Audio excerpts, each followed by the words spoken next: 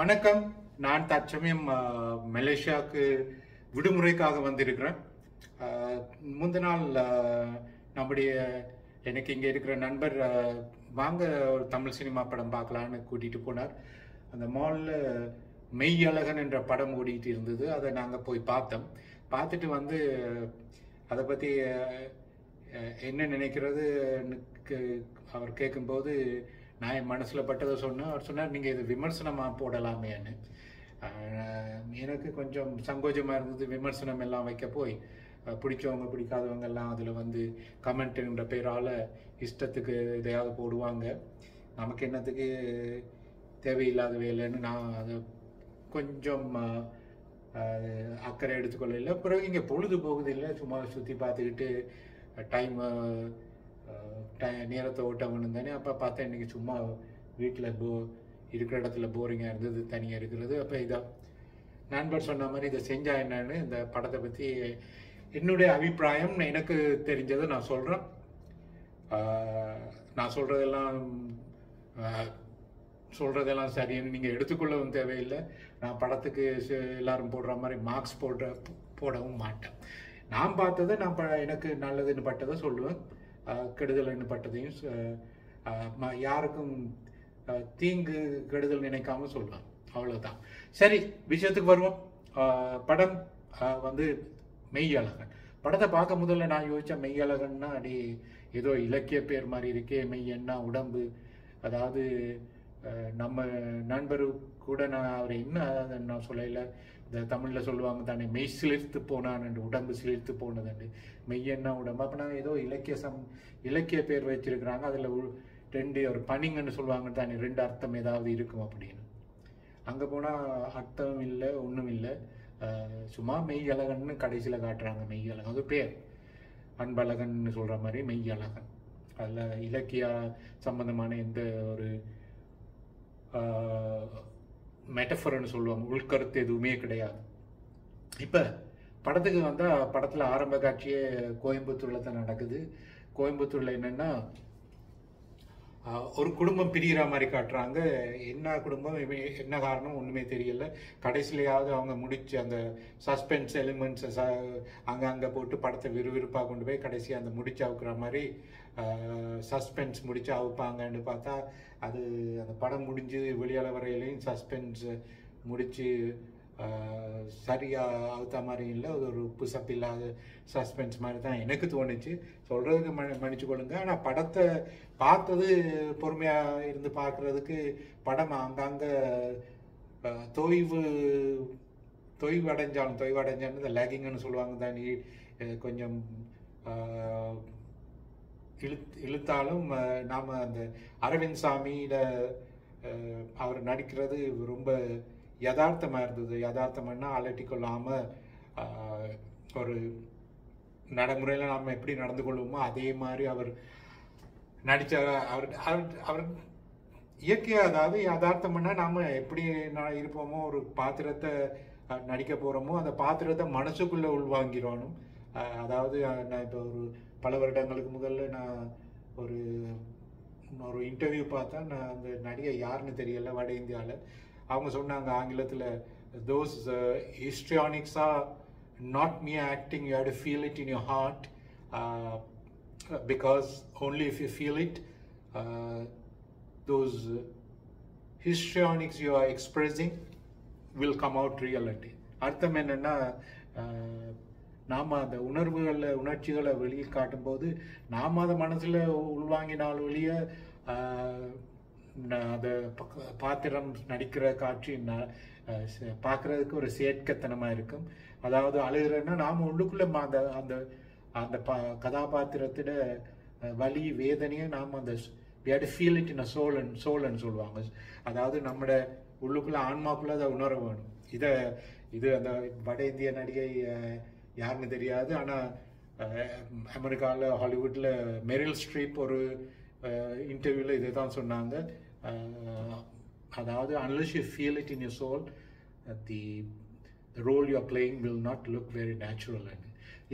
அரவிந்த் சாமியோட நடிப்பில் என்னன்னா ஒரு யதார்த்தமாக வந்துட்டு போவார், அலட்டி கொள்ளாமல். அது டைரக்டரோட பங்களிப்பும் இருக்குமென்னு நினைக்கிறேன். ஆனால் சில டைரக்டர் படத்தை கெடுத்து வைப்பாங்க.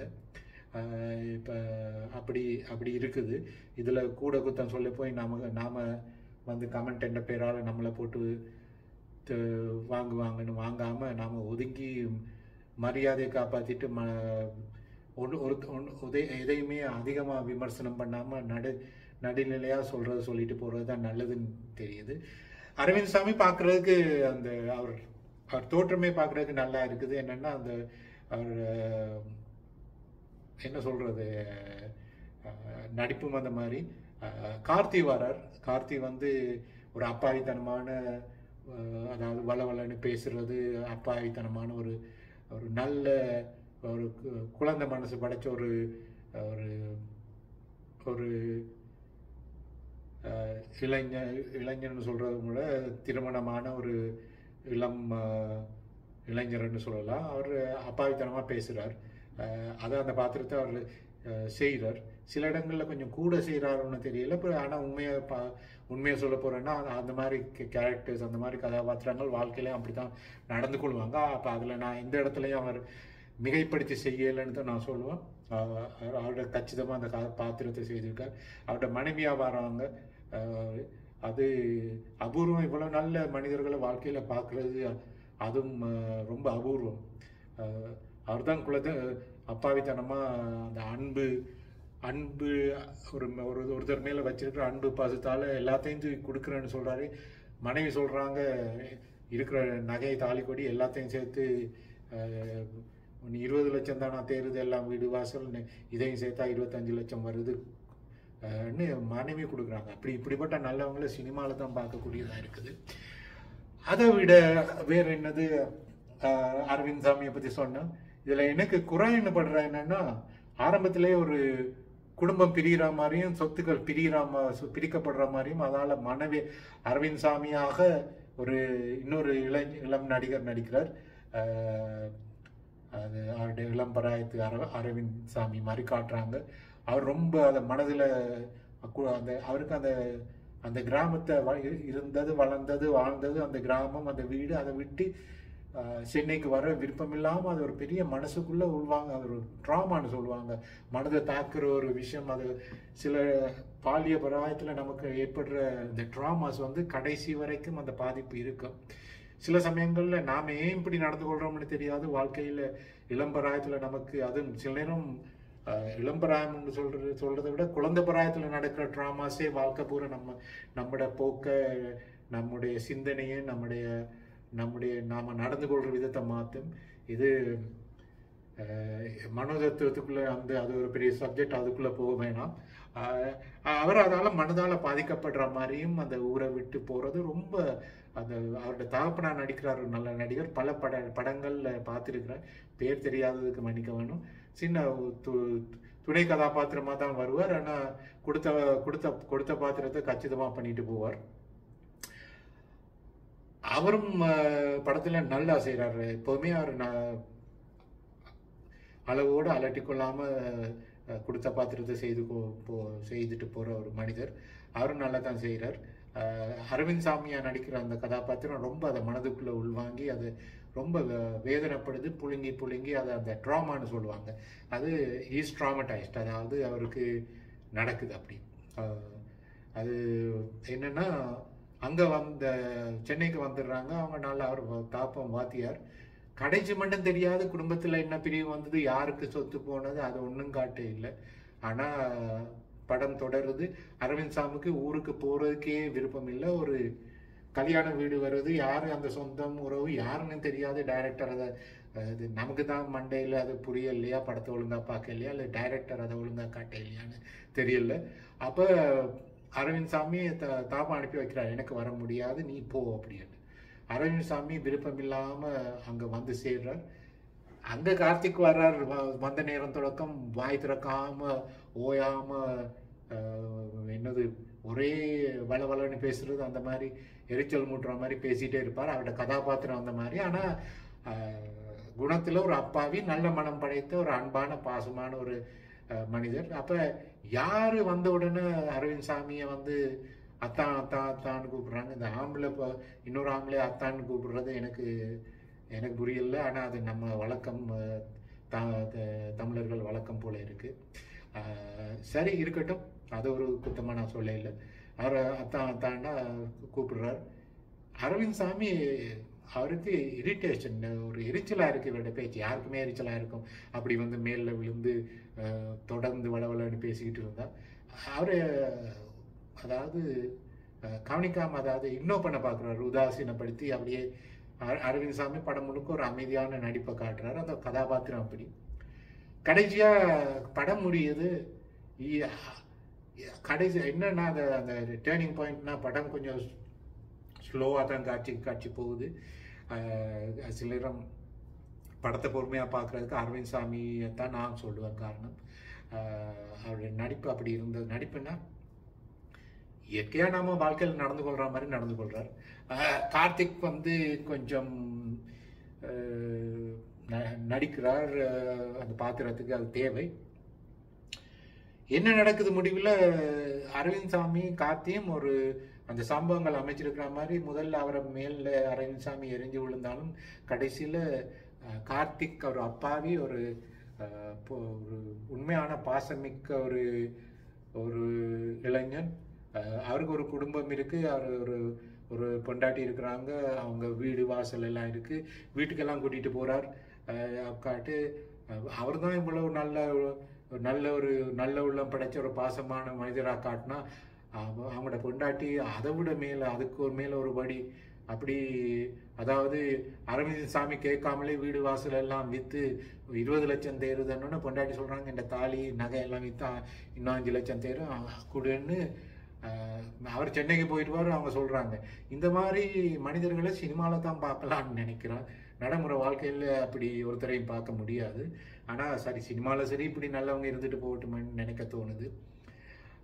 படம் முடியுது. கடைசியில் ஒன்றுமே ஒரு பெரிய மேஜர் ஈவெண்ட்ஸ் ஒன்றும் இல்லை, ஏதோ படம். ஆனால் அரவிந்த் சாமி கார்த்திக்க ஒரு வேண்டா வெறுப்பாக பார்த்தவர் கடைசியில் புரிஞ்சு கொள்கிறார் அவரோட அன்பை. அது இவனை இப்படி ஒரு நல்ல உள்ளம் படைச்சவனை நான் இப்படி ஒரு உதாசீனப்படுத்தினே வளவலன்னு பேசுகிறான், மேலில் வந்து ஒட்டி கொள்ள பார்க்குறான்ட்டு அவர் சொல்லாமல் கொள்ளாமல் சென்னைக்கு வந்துடுவார். சென்னைக்கு வந்து என்ன பண்ணுறாங்கன்னா, இப்போ அவரோட ஒய்ஃபுக்கிட்ட சொல்கிறார், இப்படி ஒருத்தனை பார்த்தா அவன் கோபுர உச்சியில் இருக்கான், அவனோட குணத்தோட பார்க்கல நாம கீழே கட்டாந்தரையில் இருக்கிறோம்ன்ற மாதிரி அவர் உதாரணம் சொல்லி காட்டுறார். அவன் அவ்வளோ உயர்ந்த உள்ளம் படைச்சவன் அப்படின்னு. ஆனால் அவர்கிட்ட சொல்லாமல் கொள்ளாமல் வந்துட்டார். அந்த குற்ற உணர்வில் வந்து ரொம்ப எமோஷனலாக இருக்கிறார். என்ன புரியலைன்னா, அந்த டிரெக்டரோட லாஜிக் புரியலை.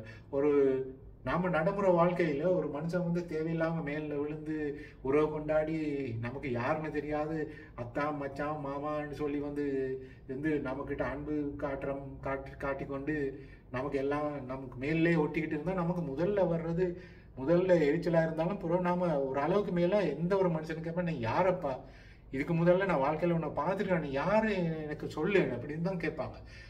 அந்த அரவிந்த் சாமி கேரக்டர் அதை கேட்கவே இல்லை. ஊர் போய் அவன் நல்லவன் புரிஞ்சு கொண்டோன்னு மனது தாங்காமல் உணர்ச்சி வசப்பட்டு கோயிலுக்கு கூட போகாமல் பிரார்த்திச்சுட்டு ட்ரெயின் ஏறி சொல்லாமல் வந்துடுறார். எந்த மனுஷனும் செய்ய மாட்டான் அப்படி. சினிமாவில் இது டைரக்டர் வேணா செஞ்சிருக்கலாம். டைரக்டர் ஐடியா அது அந்த இடத்துல அது யதார்த்தமாகவே தெரியல. கடைசியில் இந்த சொத்து யார், குடும்பம் யார், பிரிஞ்சது யார், கல்யாண வீட்டுக்கெல்லாம் வர்றாங்க, ஒன்றுமே தெரியாது. சரி, அது கதைக்கு தேவையில்லை. ஆனால் அதை லேசாக காட்டியிருக்கலாம், இதுதான் தங்கச்சியா அக்காவானே. அல்ல, அவங்க அதை மேலோட்டமாக காட்டி அது நமக்கு தான் புரியலையோ தெரியல, நாம தாங்க அதை புரிஞ்சு கொள்ளாமல் பேசுகிறோமோ தெரியல. படம் முடியல வந்து அரவிந்த் சாமி வீட்டில் அவரோட மகள் கேட்டுட்டு இருந்து அந்த நம்பரை எடுத்து கால் பண்ணி தாப்பனோட பேச வச்சு தாப்பனை இங்கே கோயம்புத்தூருக்கு அப்பா நீங்கள் போங்கன்னு தள்ளி விட்டு மகள்கிட்டையும் மனைவியுடையும் கட்டாய பேரில் வந்து கோயம்புத்தூருக்கு வரார். வந்து அவனை அந்த வாயோயாமல் காய்ச்சிக்கிட்டு இருக்கிற கார்த்திக்கோட, எரிச்சல் மூட்டுற மாதிரி காய்ச்சிக்கிட்டு இருக்கிற கார்த்திக்கோட அந்த கதை வந்து தட்டுறாரு, கதவை திறடா கதவை திறடா. அவர் சொல்ற, நீ என் பேரை சொல்லி நீ யாருன்னு. அப்போ அவர், நீ தான் பேர் ஞாபகம் வந்துருச்சு. ஏன்னா ஊரில் அவர் சின்னதாக இருக்கல, சின்ன பசங்களோட விளையாடுவார். இவர் பெரிய டீனேஜர், ஒரு 20-21 வயசு. ஆனால் 7-8 வயசு 10-12 வயசு பசங்களோடு தான் அவரை சுற்றி இருப்பாங்க. இவங்க ஒவ்வொருத்தருக்கும் ஒரு மரக்கறி பேர் வச்சிருக்கிறாரு. அவன் சுண்டைக்காய், அவன் வாழைக்காய், அவன் கத்திரிக்காய்ன்னு.